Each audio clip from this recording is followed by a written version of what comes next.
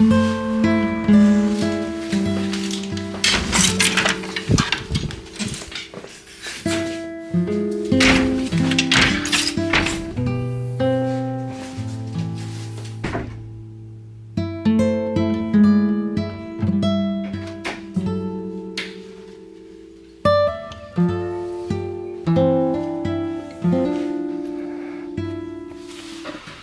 week I was involved in a WRC case that came about completely and entirely because Russia invaded Ukraine.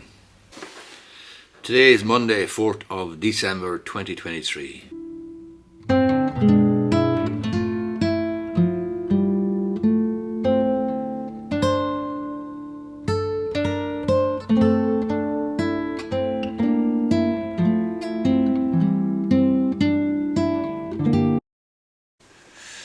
So it is 6:27, Monday the 4th of December. I've just done the first thing I do every day in the office, and that is my blog post. I write a blog post every day and have done on a daily basis for nearly 2 years now at this stage.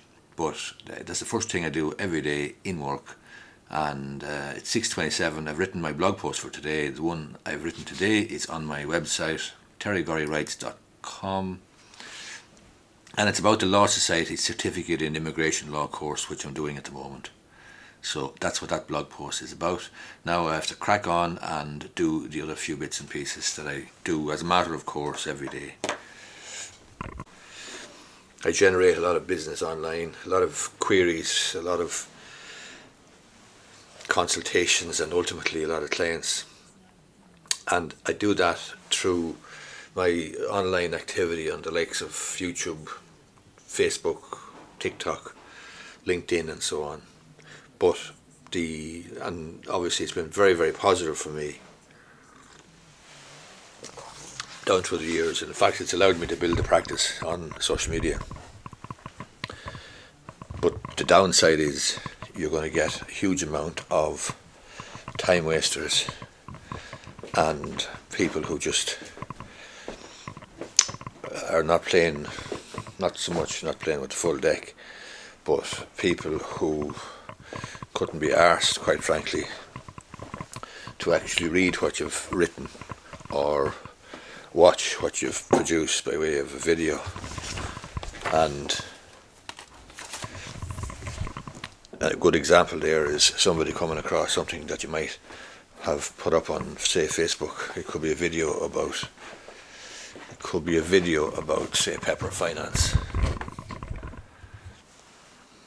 and all you're doing is reporting that there was a case, or has been a case commenced, say in the High Court, about Pepper, and then you have somebody ringing you up and wanting to have a chat because of their experience with Pepper, as if I'm some sort of a legal Joe Duffy. In other words, talk to Terry about your issues, etc. Some people are unable to differentiate between what's informative or what's information, or what's intended to be simply information or news, versus an open invitation to have a heart-to-heart and pour your little heart out with me. That's the downside of the social media marketing and the successful social media marketing. It's very, very good on the one hand, but on the other hand, it does generate a huge amount of queries and phone calls and so on that are not of much value. And the idea that somebody can ring you up for a chat about something or other, it wouldn't require, I don't believe, too much thought to understand that it would be very difficult for anybody, professional or otherwise, to run a business if they are being called up or interrupted every day for a chat about somebody's issue with a neighbour or right of way or drink driving or no insurance or whatever. So there's downsides and there's upsides to social media marketing, and you have to take it all, and I do take it all, but sometimes you get frustrated, anyway.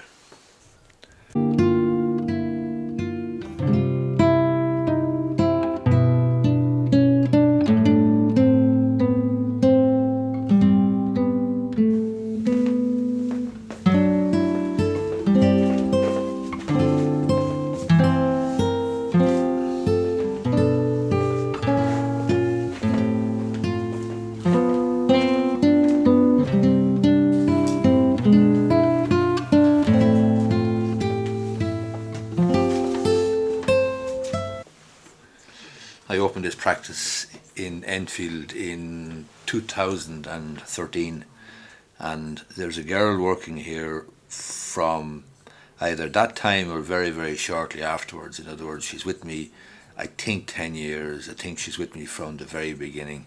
She's on holidays this week, so it will be interesting to see how we get on. But with all due respect to her and to me and to everybody else for that matter, nobody is indispensable.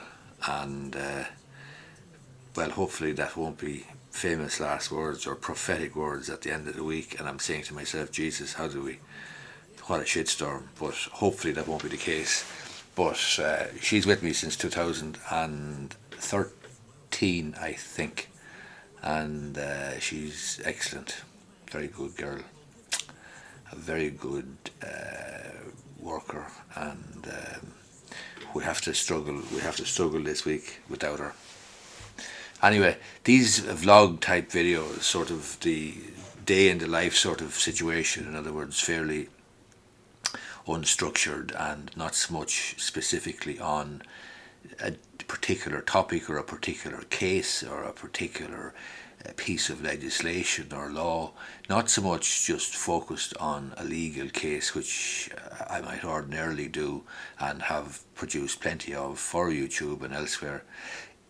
What is your view on these types of videos? Are you interested in these sort of vlogs, which obviously have a sense of a day in the life about them? They're not all day in the life, or can't all be day in the life, I suppose, although to a great extent that's what they are. But I'm just wondering, what is your view on them? What is your view? Have you an interest in looking at how other people carry on their life, carry on their business, carry on their profession or whatever? Or do you find it boring and uninteresting, and just, your view is stick to the legal stuff, give us the information, give us the court cases, give us the legislation, give us the business tips or whatever? Or have you an interest in this type of material?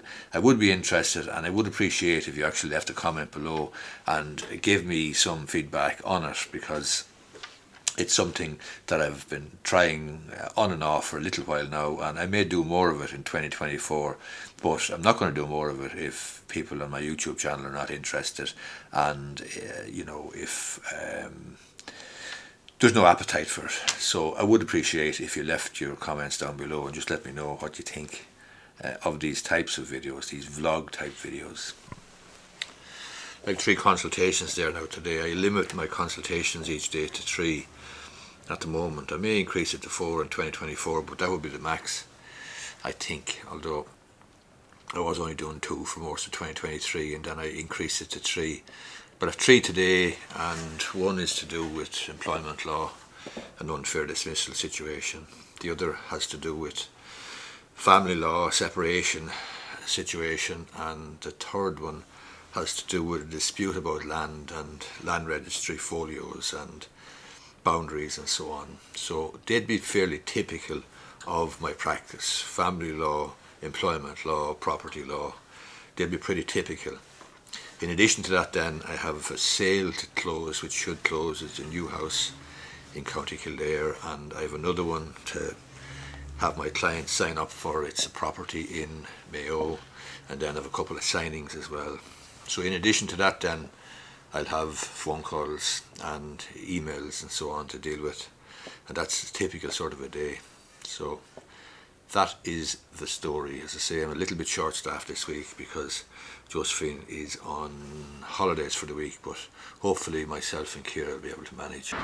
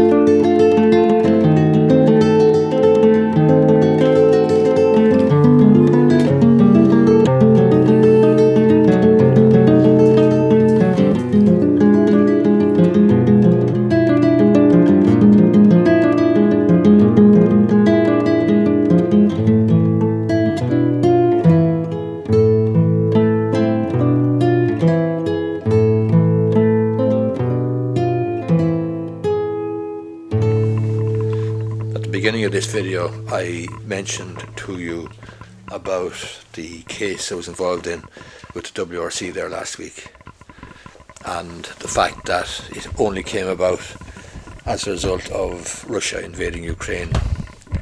And the background basically is that I was representing two clients who worked for an aviation leasing or finance company, and the finance company is owned by a Russian outfit, a Russian bank.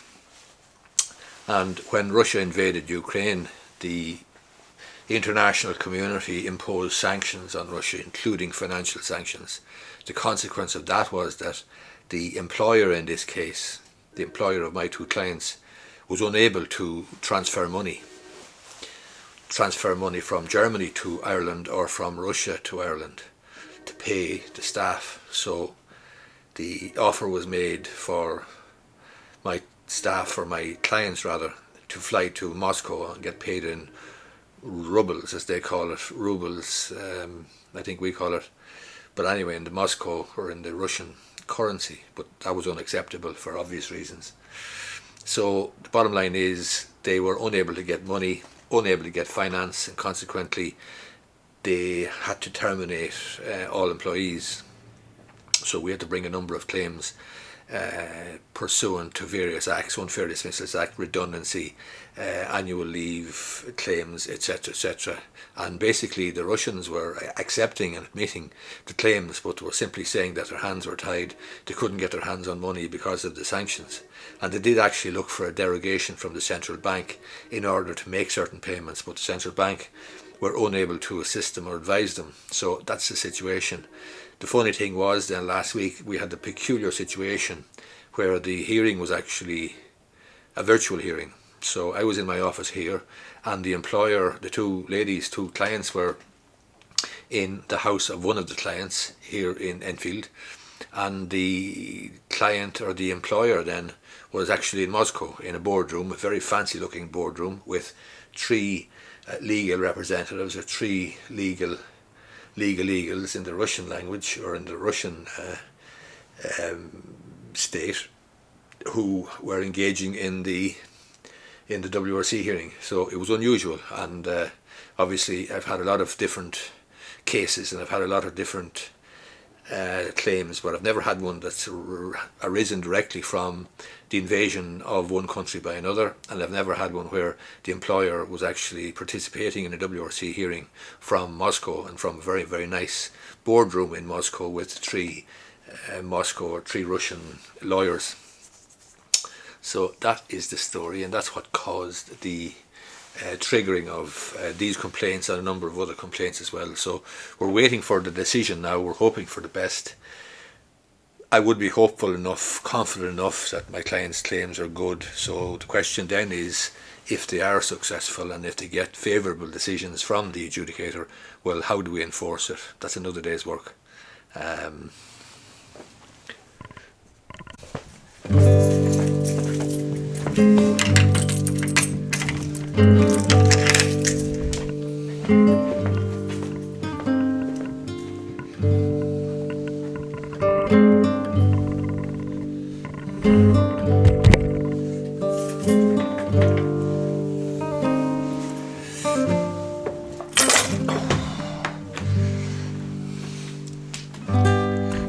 Finally, before I wrap up this vlog today, I'm wrapping it up early enough, it's still lunchtime here, but I want to try and keep these vlog type videos down to a reasonable length. So you might let me know below in the comments as well what you think of the length, long or short, and let me know your comments generally about vlogs as opposed to the straightforward video about a legal topic or a business topic or whatever.